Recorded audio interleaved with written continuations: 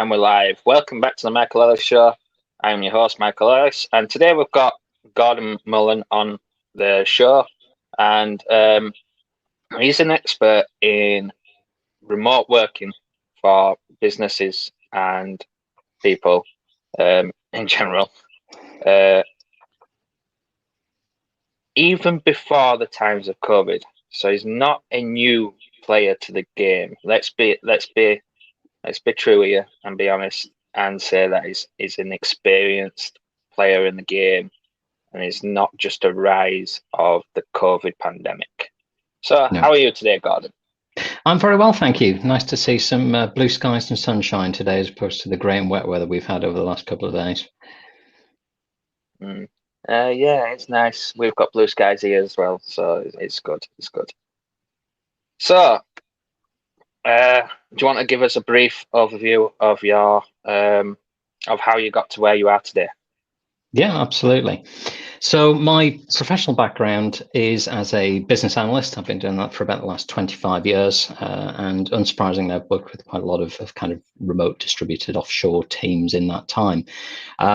But particularly over the last 7 years, I've been working with a much larger organization. And about 4 years ago, a particular team that I was working with, essentially I've been brought in to sort out fundamentally communication and trust issues. And this is quite often the sort of stuff that I've been asked to fix. And, you know, there was the offshore team out in Russia. And then we had third-party consultancy firm, we had the client, we had me on site. And the delivery manager I was working with at the time sort of started to comment on just how fast I was able to turn this kind of trust and communication issue around. And it really set me thinking about the mechanics of actually building relationships and rapport remotely, which is why I call what I do effective remote relationships. And that turned into coaching my colleagues initially, coaching our corporate clients, and then expanded beyond there into helping people kind of out in the wider world how to do this. And as you quite rightly said, been doing this for a number of years prior to all the pandemic. Obviously, when that hit earlier on this year, everybody was thrust into doing this kind of work from home experiment, and lots of people were suddenly looking for help on how they could actually do this. And that turned into me sort of helping out in a number of different ways with people. So some was helping people do what they were already doing, but online. So one example being a friend of ours who was a private chef that obviously could no longer go into people's houses and cook meals for them. So helping her with sort of kit setup, giving us some kind of ideas around the business side of things as well. She's now shifted to teaching cooking classes online, essentially. Somebody else who had been a professional or is a professional musician, but also has a really interesting life story, including competing for the UK whitewater rafting team. And to look at, and perhaps not the first person you would think be doing something like that. So I said, actually, I think you make a great sort of public speaker, motivational speaker, maybe a book. And she's actually now working on a book. And then the third aspect being people who were running events, so things like networking events, and particularly on the property side of things, which is my wife and I do some property investment and development, that just wanted somebody that could kind of manage the tech stuff, do the facilitation, you know, run breakout rooms, just keep people involved and engaged and make it feel like an enjoyable experience rather than just, you know, listening to somebody drone on over a set of slides for an hour. So yeah, mixture of all of that sort of facilitation and helping, and now focusing particularly on people that are public speakers. So perhaps people like yourself, you know, that need to do speaking or training or stuff like that online, because it's something I enjoy doing personally, and how you can actually make that feel like a proper connection with your audience, even actually see your audience whilst you're doing it. So that's kind of how we've got to where I am. Brilliant. And so how long have you actually been in this industry? How long have you been doing working with businesses on remote working? I would say probably about 3 to 4 years I've been doing this. So I mean, I've been kind of doing the whole remote work stuff for a lot longer than that. But in terms of it being sort of an active thing that I've been running kind of coaching and training sessions, or I would say somewhere between 3 to 4 years. And what was it like? So you've been doing it a lot longer than that, personally yourself. What was it like back then when you was doing it for yourself, when you first got into remote working environments? I mean, bearing in mind, I've been working with remote teams for decades, really. Yeah, I mean, the usual thing is, as most people's experience will be, trying to talk to usually an Indian offshore team, sat in a conference room with a spider phone in the middle of the desk, and it's just almost unworkable, to be perfectly honest, in terms of the kind of, if I compare that to the level of communication and collaboration that we have now. It was just really, I mean, essentially it was, sort of kind of write down what you want, throw it over the wall. You might have a conference call to maybe answer some questions, and then it would disappear into the kind of the black hole and reappear a few months later, and you go, no, it wasn't really quite what I meant. So yeah, it was just very much kind of one way that kind of what a lot of people I think still have a view of in terms of outsourcing. You kind of say what you want, you give it to somebody, and they go do. As we realize now, obviously, if you want the best results, then you need to be collaborating a lot more closely than that. Yeah. And so when did you start seeing the shift of when it could be really effective for people to up the games in connection through remote working? I think probably if I go back to about 2014 was probably when I really saw it start to shift. And I'll give you a very specific example. Actually, was one of the corporate clients that I was working with. The client we were working with had sort of shifted over to using all the Google suite of products, Google Hangouts and all of that, obviously now Google Meet.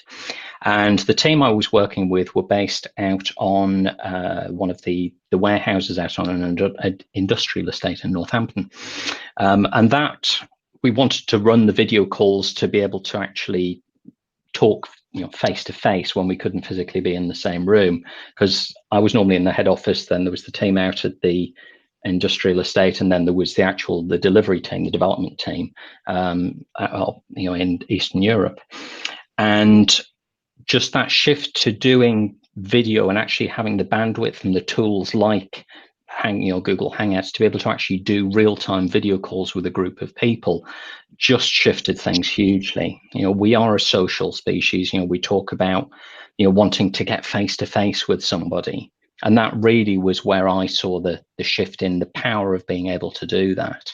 And as we've seen the rollout of better and better bandwidth, better and better tools, Zoom being the one most people know, that really to me is what makes the difference, is that ability to see the person that you're talking to. If you're going to know, like, and trust somebody, it's very difficult to know, like, and trust somebody that you can't see. Yeah, true. very, very true. And so what prompted you to go out into this space about 3 to 4 years ago and actually start developing your own programs around it? Well, as I said, it came from that delivery manager that I was working with, a very, very lovely South African guy that I was working with, who's just sort of very, very straightforward. And that was really what made me stop and think about the things I'd learned how to do. Now, one thing I do is worth making clear, and it's why actually the way I teach it makes sense, is I suspect, although I've not been diagnosed, I sit somewhere on the autistic spectrum. So in terms of building relationships with people and reading emotion and all of that sort of stuff, it has been, should we say, more of a conscious learning process that I've had to go through. And in terms of what behaviors and things can you do to actually build that feeling of rapport and build that feeling of trust and make sure that you are paying attention to the cues that you're getting, but also the psychological effects that behaviors have on how you feel about things. And so that really was where it started. So as they grew out into initially, so well, let's try this out with some colleagues. Yes, they really like it. Corporate clients, yes, they really like it. I'm getting asked to do multiple sessions of these. Actually, this is a really valuable skill for anybody that wants to work remotely or just work with somebody that's not in the same room.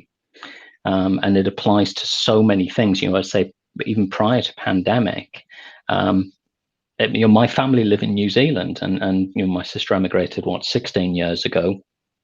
My parents emigrated back in 2013. So if I want to maintain a relationship with my family, it's done through a camera. I get to see them maybe every couple of years, actually physically in person. So yeah, that was where it came from. And every time I do it, people go, "Oh God, I hadn't thought about that." So hence sharing the message, and when the pandemic hit, then setting up the YouTube channel and putting some of the content out onto there as well. Great. And how much is there to learn in regards to remote working? Like, there must be a lot to learn if you can actually specialize in this area and deliver a program that's suitable for corporate and clients of any nature. And then there must be a lot of things that a lot of people miss out. There is, I think, to me, it kind of splits into two aspects. The stuff that's really quick to fix, and it's the stuff that I started with the teaching with, what I kind of class as the hygiene factors. So stuff like audio, because and again, people kind of go, yeah, we kind of know you need good audio, but do people really stop and understand why? So if you are going to talk to somebody, and every time you talk to them, it physically hurts listening to them, that is not the kind of psychological association you want people making with you.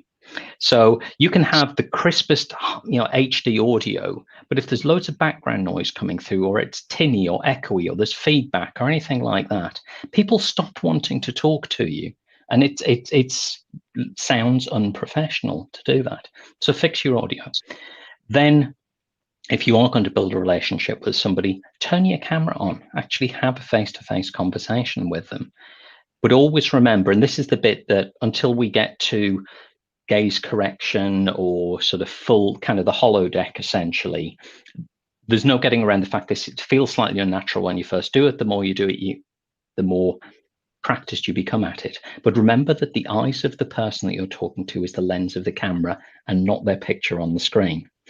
Because the number of people that do an entire video call looking kind of where I'm looking now, and when I stop and ask people and I say, if somebody did this to you in real life, what would your impression be of their personality? And I'll ask you that question. What would you say if somebody was talking to you in real life and just looked here the whole time? What would you say about them? In real life, I would be I'd be confused. I'd be like, well, why is he not looking at my face? Why is he? You would instantly think there's something wrong with your face for a start. Okay. What else? What other story might you tell yourself about why they're not looking you in the eye in real life? They're not interested. They're not interested in me. They're not interested in the conversation. They're not listening. There's loads of things that go through your mind in real life with somebody not looking and directly at you. Yeah, the usual answers I get are they're not interested, they're shy, they're unconfident, they have something to hide. None of the associations I ever get are positive, when somebody's looking at that. And what I would also say as well is, if you ask a woman and you say, what would it feel like? They kind of go, yeah, it kind of feels like they're looking down here. And you have had millions of years worth of evolution talking to people in real life. That evolutionary wiring and associations does not go away just because you're on a video call. So consciously, it's a video call and you kind of understand why they're doing it. But all your life, all your training that you've had, all the evolution that sits behind it makes those associations. And that's very difficult to break. And you get the same thing if people are looking over the top of you. Again, I tend to say, imagine somebody doing this to you at a networking event. It's like, well, they're being domineering. They're looking down on me. They're not interested. They're trying to find somebody more interesting to talk to. Again, all negative associations. So that's kind of the hygiene factor side of things, sort of sorting all of that out, get your lighting. I mean, as you can see here, I've actually got a green screen behind me. Normally, I would have a virtual background running as well. You don't have to do that. That's not essential. But I find it helps for me normally with branding. But when you dig deeper than that, there is around how do you actually build a relationship with people? How do you do the things that kind of happen by accident when you're in the same physical space? So again, I'll just give you one example. Bear in mind, if you're talking in a corporate environment, I would say to people, if you're sat next to somebody, been working next to them all day, it's Friday afternoon, you're packing up to go home, what would you say to each other? What's the kind of question you might ask? Oh, what are you doing at the weekend? Yeah, exactly. Just a simple question, something that we happen to ask because we're sat next to them. Or on a Monday morning, you're unpacking, sort of getting ready for work. It'd be how was your weekend? You get up to anything interesting? If you know a bit more about them, how was the kids? Did the match go all right? Whatever it is. Those are things that happen accidentally because you're physically in the same space.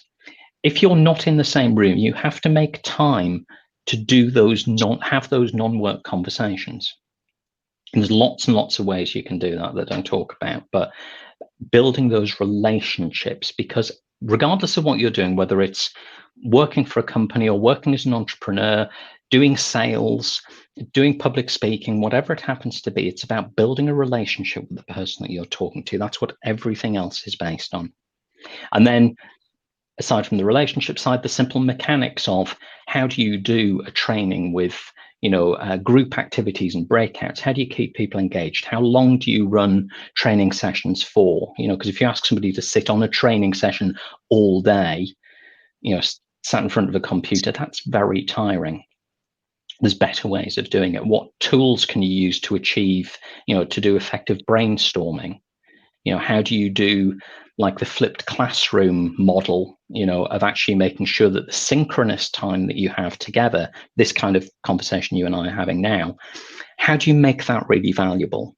Because again, what we still see far, far too many organizations doing is just defaulting to people being on Zoom calls all day long and not actually having time to do the work that they're being paid for, because their managers or whoever don't know a better way of actually keeping in touch with what progress is. There's a very, very strong movement now towards we should be defaulting to asynchronous communication. So asynchronous being like, I send you a message and you reply when you've got time. But thinking about how do you actually do that? I would agree on that aspect in terms of sending a message to somebody and leaving it until they've got time to reply. Obviously, if it's something that's of urgence, you pick up the phone, don't you? Or you call.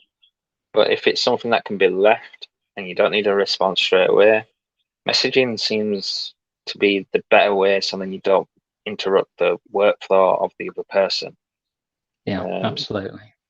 And it has some really powerful knock-on effects and knock-on benefits, if you like, from that as well, which is that when you free people up from having to be sort of real-time synchronous for everything and kind of fixed office hours, suddenly you don't need to worry about whether they're in the same time zone as you or how much overlap you've got. I mean, I would say try and have some real-time synchronous elements. Again, it's back to the relationship piece, but for a lot of what we do, you don't need that.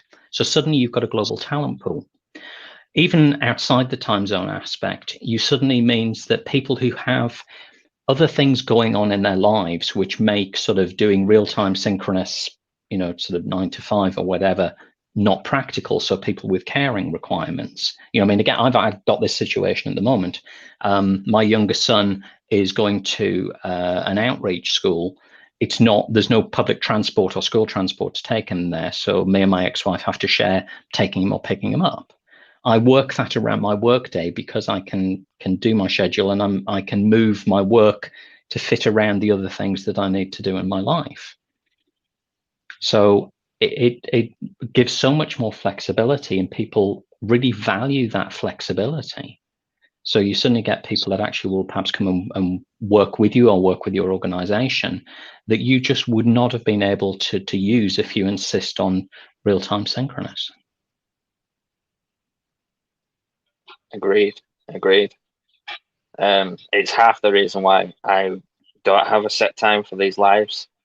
I let the guests choose the time that they want to come on these lives, because that opens me up to a global audience, a global guest pool. It doesn't restrict me down to only certain time zones where it fits into their day. Yeah. And Otherwise, I've been extremely restricted, massively restricted. If I just left it to a certain time every day, then it'd be ridiculous for some people. Yeah. So yeah, it's the same with remote teams. Right, it allows you to open up massively, doesn't it? To It does. to the whole world, being Yeah. able to be flexible over your messaging and over just simple stuff, really. That is just simple stuff. Yeah. That I think corporations, CEOs, business owners have a hard time adjusting to that way of thinking. Why do you think that is, though? Because they've not had to, is the short answer. There's when you don't have to do it, when you can kind of sort of insist on having it the way that you're comfortable with, kind of your comfort zone, then there's not really any great incentive to do something else. But when you get a situation like the pandemic and you're forced into it, and what has been really very interesting to watch and hear people talking about is the number of people who've said, look, I've been asking for flexible working for years. And my boss, my company, whatever, have said, no, you can't do it. No, it's not possible. And all the rest of it. And then into pandemic, suddenly everybody's forced into it and their bosses have gone, well, we can't just stop. So we'll figure it out. Some figured it out better than others. But actually then realized that for the vast majority, people not only carried on working and were as productive, but quite often more productive than they had been when they were in an office. And don't get me wrong, there are downsides to the social isolation. I'll try and slow my mouth down to keep up with my brain. Social isolation, the mental health aspects, challenges of having kids in the house whilst you're trying to work, not having dedicated workspaces. There are issues that need to be solved. But the fundamental thing of actually there's a lot more people can work remotely and distributed than were ever allowed to previously. And now it's flipped on its head and people have gone, so why do I have to come back into the office again? What exactly is the benefit? And the majority of people are looking for, the vast majority are looking for at least kind of 1 to 2 days working from home. So you get this sort of 3-2-2, kind of 3 days in the office, 2 days at home, 2-day weekend. That sort of kind of hits the sweet spot for a lot of people. Some people like me, very happy working remote pretty much 100% of the time. I'm perfectly happy to go and do, a business trip or go and travel for a particular event or a kickoff or something like that. But doing, as I was doing, a 4.5-hour commute every day just to go and sit at a desk and talk to people who aren't in the same office anyway seems a bit pointless. And to be clear, that was one of our clients more that was insisting on that rather than our organization. But we're saying this and people are going, well, give me a reason to come back in the office. And also, I want to feel safe when I come back into the office. Is it actually a physically safe environment? And this shift, we will see a move back towards people coming back together for work, but making sure they're actually getting benefit out of it. And it ties back to that kind of synchronous point I was making a few minutes ago. You come back together into an office to collaborate, to spend time together, to build relationships. It's not just simply, work is a thing you do, not a place you go.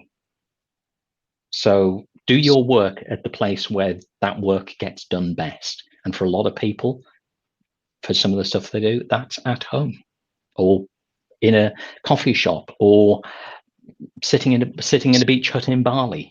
I was talking to somebody the other day who's rented or bought a villa in Bali specifically for remote worker sort of Airbnb setup.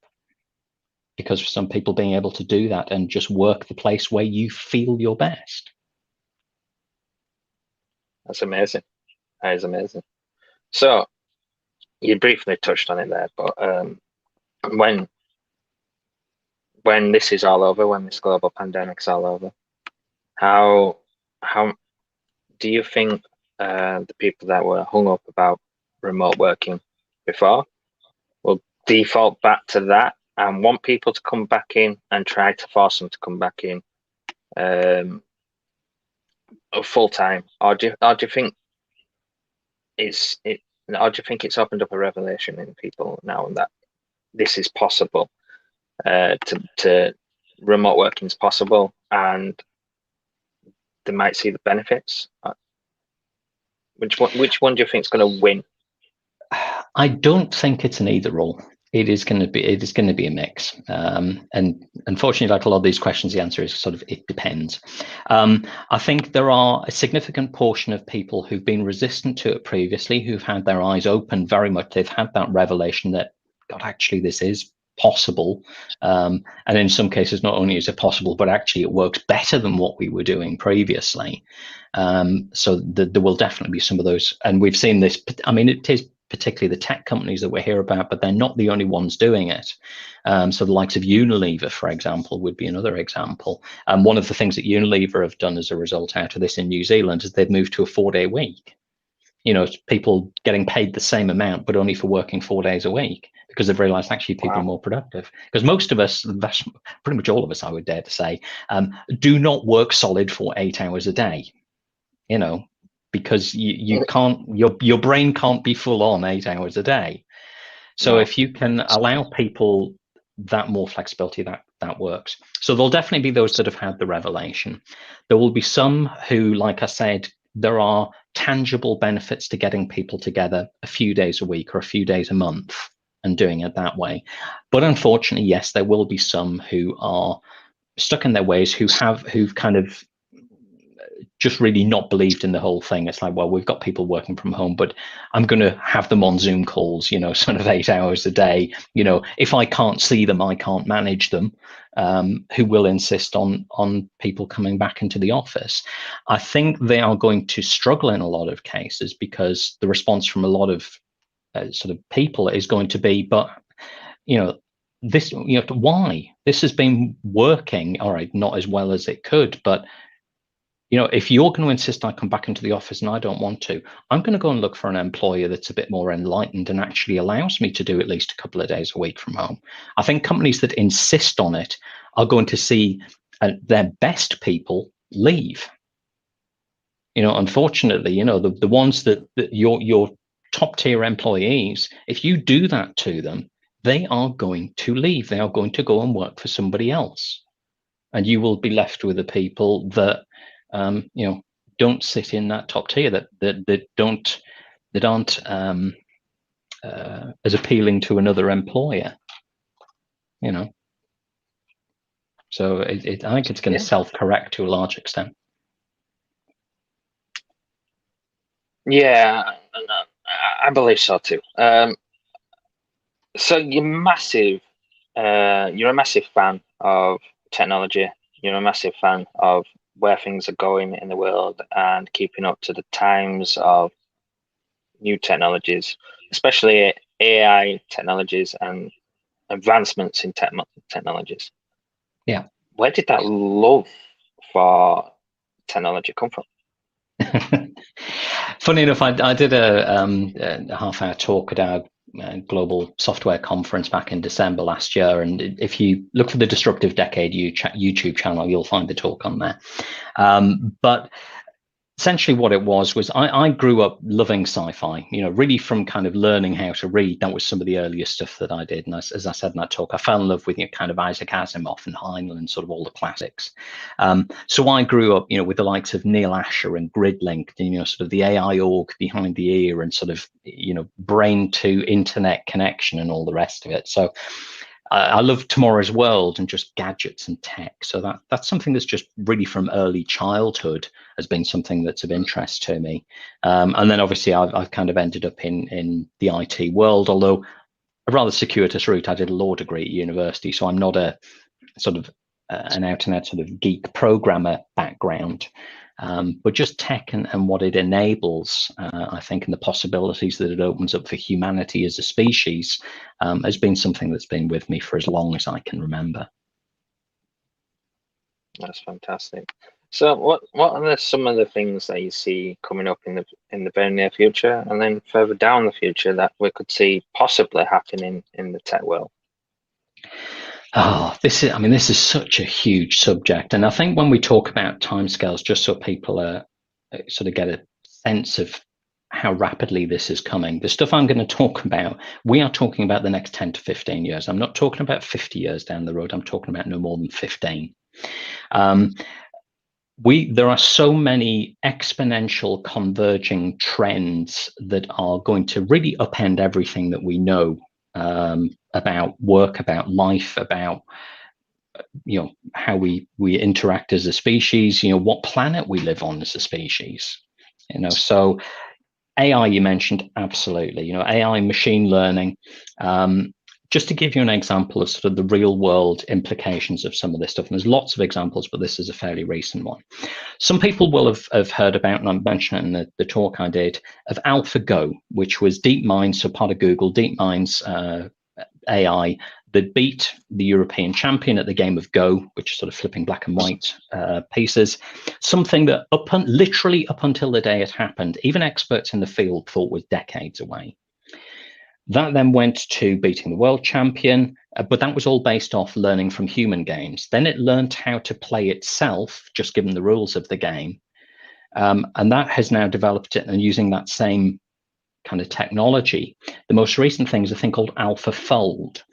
Now, in the sort of medical and genomics type space, predicting how a particular chain of amino acids folds up into a protein is a really difficult thing to guess at.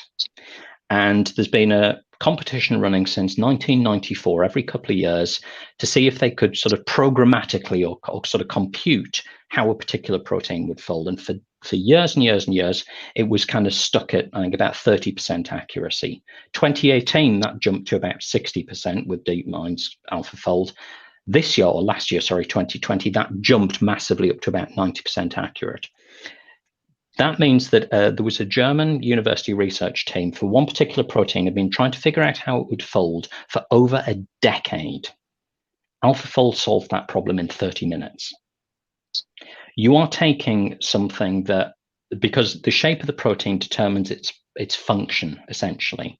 So if you're talking about drug discovery or any sort of treatments for diseases and things like that, having something that can figure out how a protein is going to fold, that instead of taking decades, takes minutes, that instead of costing hundreds of thousands or millions to figure out, costs pennies, that massively accelerates the medical space. And that's AI. We're seeing it eating into things that have historically been very highly paid white collar jobs. So think about people like radiographers, radiologists, interpreting CT scans and things like that.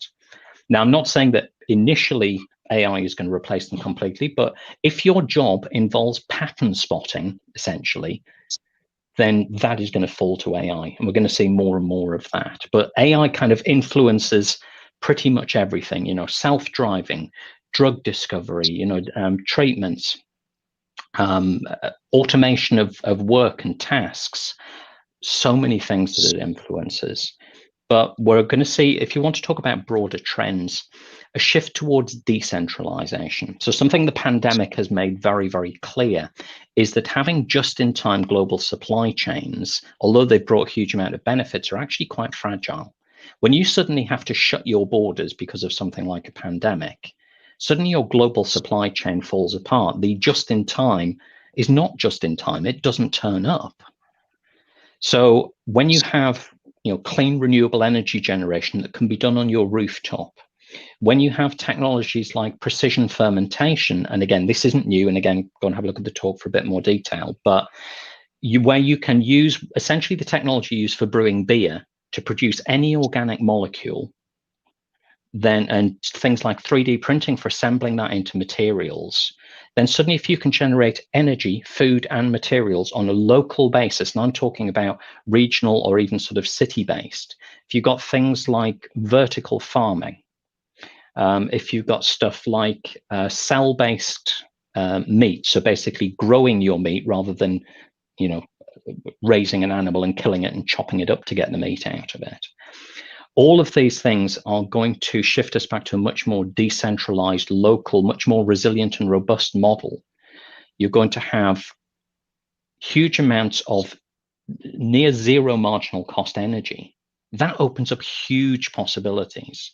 So if you're talking about climate change, obviously generating your energy cleanly without creating emissions, excellent.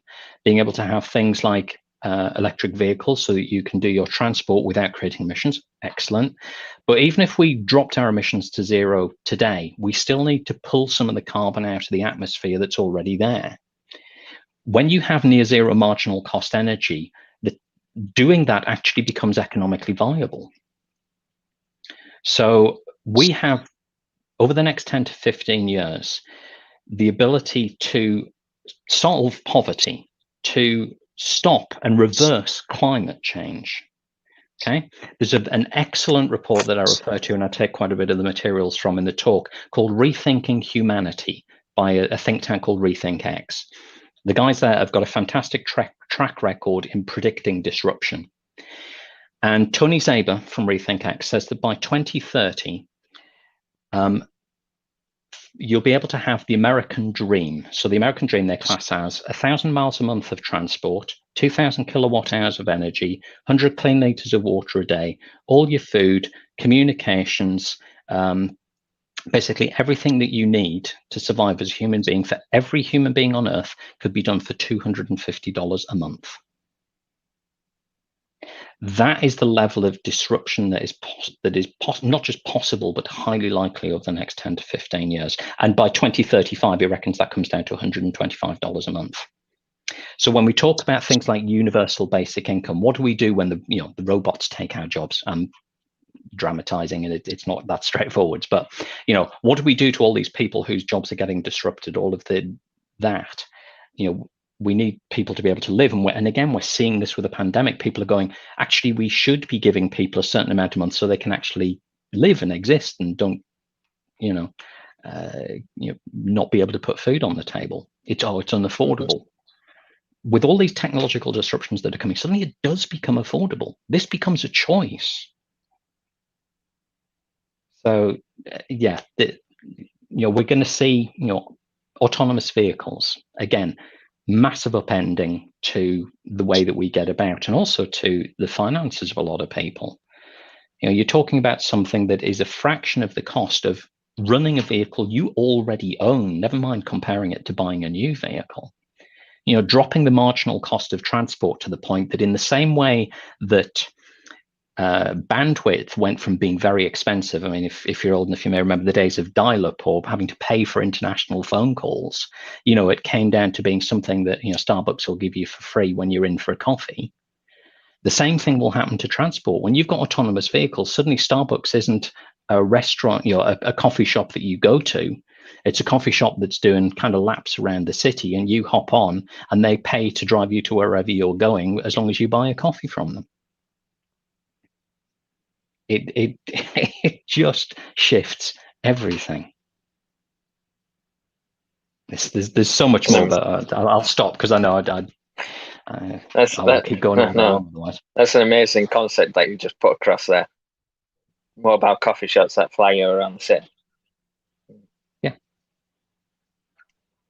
Yeah, that's an amazing concept. Just to pick one tiny little aspect that you mentioned in the whole of that lovely speech that you just did there. Do you really think we could end poverty? We will have the capability to, and that's kind of a really key point about this, is that and again, this is a lot of this is coming from sort of the Rethinking Humanity report, and I really would encourage everybody listening to this to go and download that and read that, because there's huge amounts of detail in it. But yes, I mean, we will have incumbents, we will have vested interests that want to hang on to power, that want to hang on to the way that things have been. And how painful this transition is very much depends on how much we can sort of negate the effect of those vested interests and the people trying to hold stuff back. So again, seeing, getting rid of Trump and sort of ridiculous things like bring back coal jobs and stuff like that, being able to shift to administrations and governments that support the transition to what we need will be really important. But if you look at what happened with televisions, for one example, when flat screen TVs dropped to a point, where they became affordable, people just stopped buying CRT TVs. When the smartphone was launched in 2007, April of 2007, first iPhone, and the response, from Steve Ballmer of Microsoft was, there's no way the iPhone's going to get any significant market share. No chance. That was his words. Look where we are 13 years later. We're at the point where nearly half the planet has a smartphone. How many people do you know that have a phone that's not a smartphone? And these are just small examples, but when you get stuff that is sufficiently disruptive, it doesn't matter how much the incumbents try and hang on to it, the Blockbusters of this world, the Kodaks of this world, the Nokias of this world. It doesn't matter how much they try to hang on to it, they are dead in the water. Same goes for a lot of the legacy auto manufacturers. The vast majority of legacy auto manufacturers are either going to shrink, merge, or go out of business in the next 10 years. Because by the time we hit 2030, like the ban that we've got in the UK, that they've said, you're going to ban the sale of all new combustion engine vehicles by 2030, it will all be over by 2030, essentially. In fact, it's all essentially going to be over probably by 2025. Because if you are looking to buy a new combustion engine vehicle and you're looking at an electric vehicle, and again, this is sort of on the individually owned, kind of putting aside the whole autonomous side of things for a second. But if you're saying, well, I can buy one of two cars, I can either buy one, which by that point will be cheaper to buy, is massively cheaper to run, is more reliable, and can drive itself when I want it to, versus something that is polluting, that costs more, that's going to have basically no residual value by the time I come to sell it. I'm not going to buy a combustion engine vehicle. It makes no sense. And if you look at the way that most people buy new vehicles, personal contract plans, how much you pay per month for your vehicle on a PCP is largely predicated on how much that vehicle is going to be worth in 2 to 3 years' time. When that vehicle is going to be worth next to nothing in 2 to 3 years' time because nobody's going to want to buy it, suddenly your PCP costs go through the roof. Now, there will still be a market for second-hand combustion engine vehicles for longer than there will be for new vehicles. But again, as autonomous comes along, and suddenly it's cheaper to just effectively hail a robotic Uber when you need it, rather than operate a vehicle and insure and tax and repair and everything else, a vehicle you already own, they're just going to get abandoned. Now, there are use cases where it will take longer for that to happen. But the disruption will happen for a lot more people, a lot faster than people expect. Again, going back to one of Tony Zaber's predictions, he predicts, and again, he's focusing mostly on the US, but he says in the US, and again, bearing in mind how geographically spread that country is, 95% of passenger miles will be in autonomous EVs by 2030. So 95% of every passenger mile will be in an autonomous vehicle. That's the kind of speed of disruption that we're talking about. People cannot wrap their heads around exponential growth. We've been brought up as human beings, and again, it goes back to this thing about millions of years worth of evolution. We are used to very slow linear growth. Even though we've had the explosion of the internet, smartphones, all of that sort of stuff, when you ask people to predict what's going to happen, they tend to take the current, either what's happened in the last few years or what's happening sort of rate of progress at the minute, and just draw a straight line from it. But that's not how disruption works. It goes exponential, and it happens time and time and time and time again. If you look at the cost declines, Wright's law, for every cumulative doubling of production of anything, lots of things, there's a certain percentage decline in cost. And this is, what the percentage number is varies, but that relationship between a cumulative doubling, so how many have been produced since the beginning of time, results in a predictable decline in costs. And you can do that with batteries, and it's been done with TVs and smartphones, and even, the combustion engine vehicle. If you draw a line and you look at it, it's the same line. So when they're making predictions about this is based on stuff that has been proven time and time and time again. But the majority of the population are going, no, that's never going to happen. We don't have autonomous vehicles. Batteries will never be that cheap. it's coming. When you look into this, you just kind of go, and then you start adding up, well, hang on a minute, if that and that and that and that, and you add them together and you go, oh shit. The world just changes. It opens up possibilities we simply have not had before.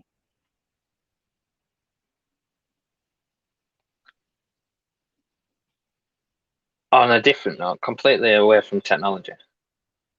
So last year, the UK or England, I can't remember which one it was, UK or England, saw its first decrease in population due to less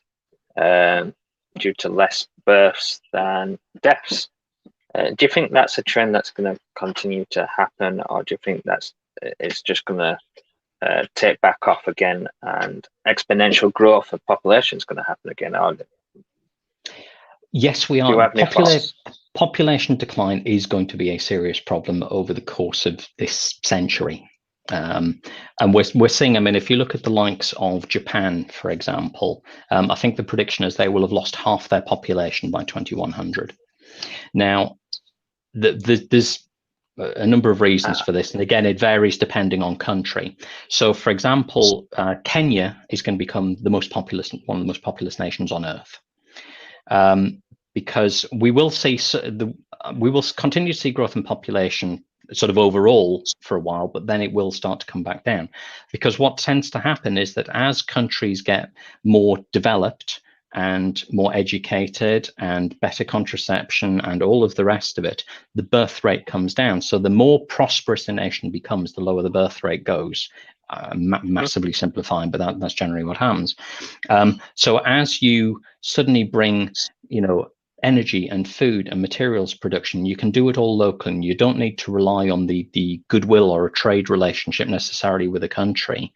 And you've got internet access and access to education. When you can give a laptop and you've got something like Starlink, and you've got internet access in the most inaccessible places on Earth, it's going to lift the whole of humanity up and give them access to all of this stuff, which then, again, massively simplifying, but will result in a lower birth rate. So yes, we are going to see ultimately that population level off and then I think dip. Do you think that's good for the world? Do you think that's good for the economy? Do you think that's good for the human race? There's a couple of different aspects to that. So from a planetary sort of standpoint, is it better to have less demand on natural resources? Yes, I sort of give a simple answer for that one. Is it better for the economy? Now, this is where you get into something that I'm how can I put this, I was going to say less sure of my ground, I guess. It's not something that's my area of expertise, let's put it that way. Yeah. But a lot of sort of humanity has been driven around growth, and almost to the extent of just creating stuff almost for the sake of creating it so people can buy it. And we need to get out of that model, is my view on it. So again, going back to what I said about that, we can actually provide what people need we'll have the capability of doing it for $250 a month, shifting to a model where actually your fundamental needs and everything you need to live a dignified and reasonably comfortable life actually can be provided as a baseline, as a floor, and where you are, for example, taxing sort of robotics and AI in the same way you would tax an employee. That then means the things that humans are doing are things that they either want to do, that they enjoy doing. For example, doing caring responsibilities. And we've seen again this in the pandemic, where people that have been sort of vital but have been very low paid have suddenly become celebrated, and actually they're the key workers. They're actually the really important people because they're doing the human stuff. So same goes for the creative side of things as well. The things that are uniquely human will be the things that become valuable. So if you talk about food production, and again, my youngest son's interested in being a baker. So your, eating for fuel will be done by robots. It'll be automated and it will be cheap. But there will be a market for the artisanal human created speciality, created with love stuff, and that is what will become valuable. And I think we get sort of breaking that relationship between income and work in the way that we've always understood it. I think will be vital. And as the population starts to decline, we've got less people to do it, we will rely more on the automation to do the stuff that's routine and kind of boring, or dirty or dangerous or whatever, and leave the work that is, that again, neatly closing the loop back to relationships. All of the stuff that is about those human relationships will be where the value is, and where we will see humans continue to thrive and work, and create. And that's my hope for a future. It's going to be a rocky path to get us there, but we have the potential to radically change us. And who knows what the model of civilization will look like when we have people, living and working on Mars, for example, which again, we are quite likely to see the steps towards in the next 10 to 15 years, seeing the first human on Mars.